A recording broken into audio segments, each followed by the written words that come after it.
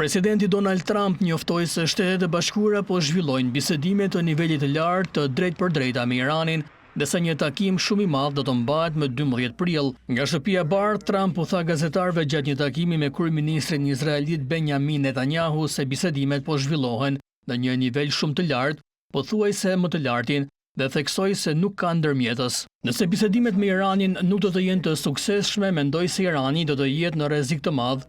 Republika Islamike e Iranit nuk duhet lejohet të zhvillojë armë bërthamore, deklaroi Trump. Netanyahu e përkrau shkurtimisht idenë e një marrëveshje me Iranin të ngjashme me atë të Libisë, një referencë për marrëveshjen e vitit 2003 ku Libia pranoi të çmontonte programet e saj të armëve të shkatërimit në masë.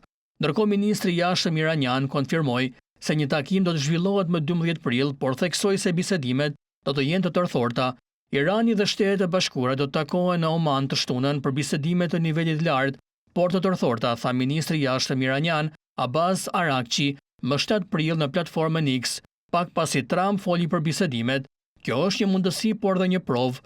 Tani topi është në fushën e Amerikës, tha ai. Irani ka këmbgulur në negociata të tërthorta duke deklaruar se nuk do të zhvillojë bisedime të drejtpërdrejta përderisa është në fuqi fushata e presionit maksimal e administratës Trump ndaj Teheranit.